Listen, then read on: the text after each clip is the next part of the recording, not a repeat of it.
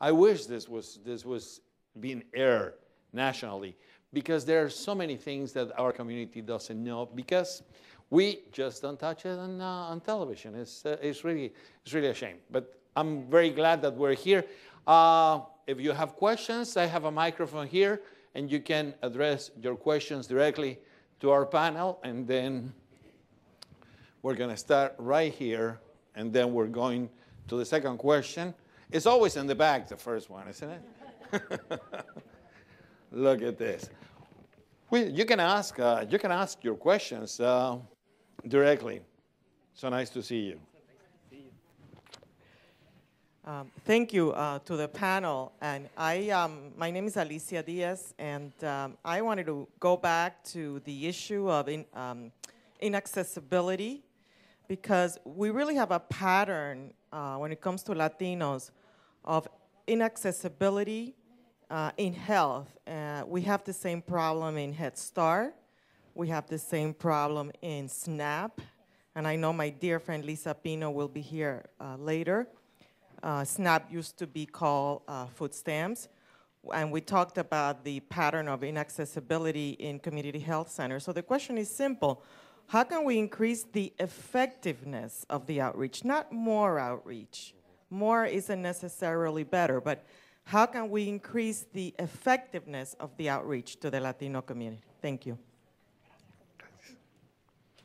Can I start? Please Thank you.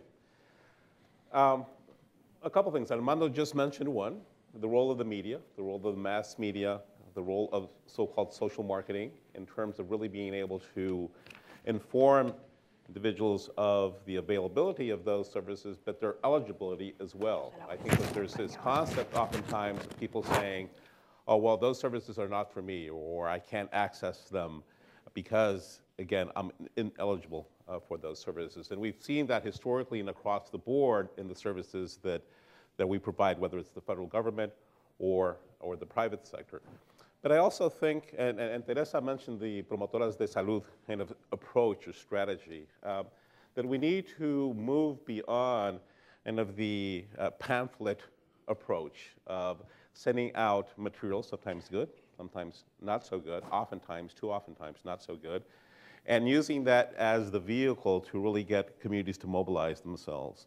It goes back to this point of being culturally competent. What works in our community to really increase the access to those services and the utilization? And I really want to make a distinction between those two. I mean, one is access, is really whether the services are there, whether they're culturally competent, whether the quality of care can be obtained from those services, and quality of care is a whole other area that what we should talk about in terms of defining what that means.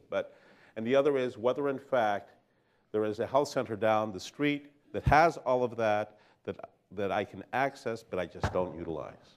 And that becomes part of the question. Why aren't we using these services that we're eligible for? And it goes to this point of cultural competence.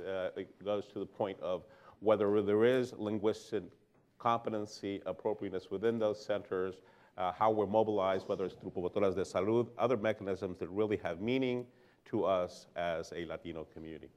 Dr. James? I would just like to add to that, I think that definitely the media, if we think about the coverage of the health reform conversation and the debate, that a lot of it unfortunately focused on rhetoric and less so about informing the public about what was actually being proposed in the law. And from our polling data, we still see that many people aren't certain what's in the law, and this law has been in effect for a year, over a year.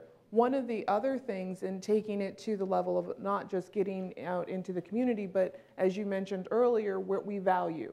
And so we value payments. And so there are pieces in the provisions of the health reform law that make sure that we do access and make sure we outreach to these communities in languages, and not only in language, but at a literacy level that is appropriate for the community, because we know that so many people speak English perfectly well, but are still not health literate. And so understanding what their doctor says and outreaching to them at a literacy level that is appropriate for them is also critically important. To that end, though, there needs to be enforcement of that. And with this administration, we've seen funding going into the Office of Civil Rights so that they have the ability to do oversight to make sure that we are doing outreach and making sure that we have access in appropriate levels and making that aware for communities. But one of the things, and it's hard getting into all of these minutiae of levels of things that are going on, but just recently, the Centers for Medicare and Medicaid Services issued a rule for public comment on maintaining access, reviewing access for Medicaid following changes in payment levels to providers. Unfortunately, that access law did not include a requirement that we measure access for disparate communities. It was sort of an across-the-board access issue for the Medicaid population. And when we think about, we know that there are disparities within an income bracket, within an insurance category by different population groups. And I think it would have been nice to include that in there so that we could see, do we have disproportionate impact of payment reductions on different communities? So there are a lot of levels in which we can affect access and make it better. And it requires, I think, oversight on so many levels to make sure that happens. Very well. Ms. Niño, yes, please. One other point, and this may seem somewhat minor, but one of the very first things that this administration did is when it came in, the White House Office of Public Liaison, the name was changed to the Office of Public Engagement. It may seem like, semantics, but quite literally, it literally does do engagement. One of the things that we're doing, it's not just sending out information. Federal government has been too used to, the culture of it has been, federal government gives it to the regional offices to the county offices, or to the states, or et cetera. And it has a trickle effect that we think is taking place, but we know that it isn't. So, so one of the things that the White House has been doing in conjunction with several administration officials is doing White House action summits in local communities. There was one that took place in Orlando. There's one taking place in Nevada coming up, in the tri-state area next month, and taking administration officials from the key areas. We're talking about housing, immigration, health, small business, and labor, all the areas of most interest to our communities, and taking them to the Latino communities, meeting with community representatives, exchanging email addresses so that if there are any follow-up questions. When before have you seen an assistant secretary give out their email address to someone locally and say, if you have any questions, call me or email me? Val, would you like to add something? As we get older and we have more time, the way we use that time is even more important. So of course you want to spend time with your children, with your grandchildren, with your family. But how about sending the ladder down for somebody else? And by that I mean organize in the community so that you can help people who may not know the system and they have a fear about being signed up for Medicaid. They don't want to be embarrassed. They don't want to be turned away.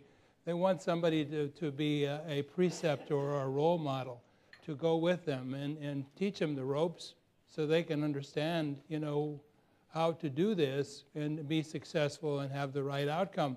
Because the minute somebody looks at them crossways, in my family, it's certainly they want to leave. And you cannot be in that situation. You have to have somebody that say, hang in there, this is what you do, this is just the process, it's not personal. So a large part of this is breaking down the barriers that are all too often put in the way of people. So there's no better substitute than have groups of volunteers organized within each little community. Well, I was a coal miner's son, and our hometown was 5,000 people when the mines were working. So I know what rural means. And rural means you don't have any health care. Yeah. So it's important that we help people to enroll in these programs that are there, and they're so important for us. And I do agree that the Obama administration has done a superb job, and they're much, much different than people we've had before. But don't forget what Javier Becerra said. Let's not take the Social Security Trust Fund and give that to Wall Street. Let's not take Medicare and the Medicare Trust Fund and use that for other purposes, which is what the agenda appears to be. I don't know everything, but certainly it looks like that to me.